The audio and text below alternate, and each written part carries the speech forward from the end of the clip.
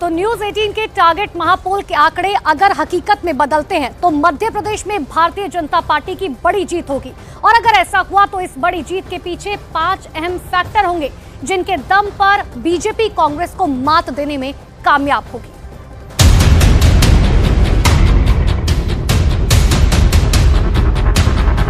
पांच राज्यों में विधानसभा चुनाव के लिए महापोल के रुझान सबके सामने हैं। न्यूज 18 टारगेट महापोल में मध्य प्रदेश में फिर से कमल खिलता दिख रहा है।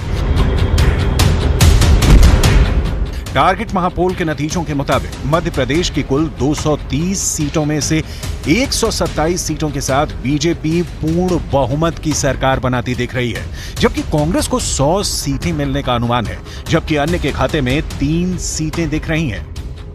हालांकि ये फाइनल नतीजे नहीं है, बल्कि महापोल के रुझान भर हैं।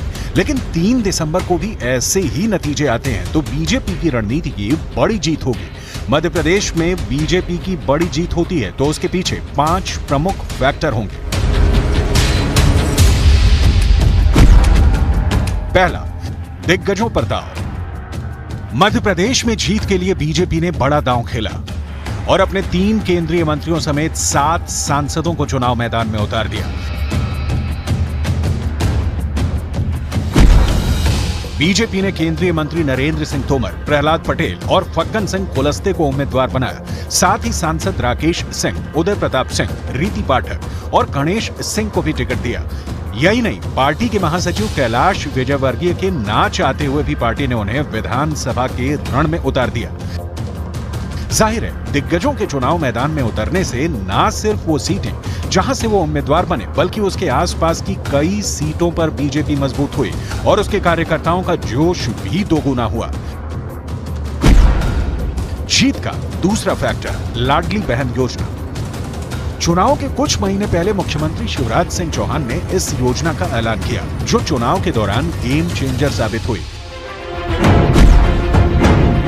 इस योजना के तहत मध्य प्रदेश में महिलाओं को हर महीने 1250 रुपए मिल रहे हैं। इसका असर वोटिंग में देखने को मिला, जहां महिलाओं ने जमकर मतदान किया।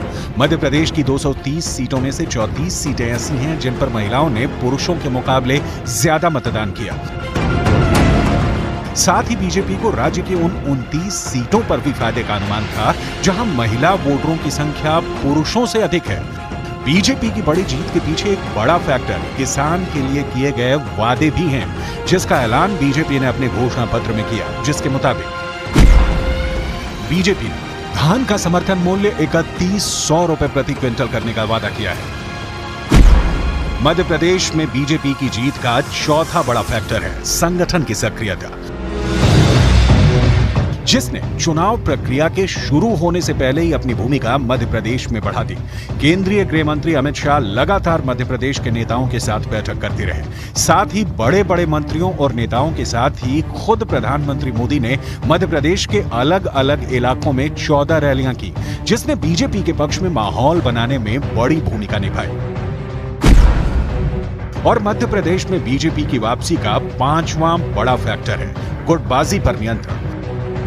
मध्य प्रदेश में चुनाव आचार संहिता लागू होने से पहले ही बीजेपी ने न सिर्फ उम्मीदवारों की लिस्ट जारी कर दी, बल्कि कई सीटों पर विरोध को भी खत्म करने में कामयाब रही और अपने बड़े चेहरों को बाकी उम्मीदवार बनने से बचा लिया। मध्य प्रदेश में बीजेपी की तरफ से हर तरफ सिर्फ बड़े चेहरे ही दिखते रहे, जबकि कांग्रेस की तरफ से कमलनाथ अकेले मोर्चा संभालते दिखे, जिसका असर इन नतीजों के रूप में है। हम फिर कह रहे हैं कि ये फाइनल नतीजे नहीं, बल्कि महापोल के रुझान हैं। फाइनल नतीजे 3 दिसंबर को आएंगे। आप सबसे तेज और सटीक नतीजे जान सकते हैं सिर्फ न्यूज 18 इंडिया पर 3 दिसंबर को सुबह 6 बजे से।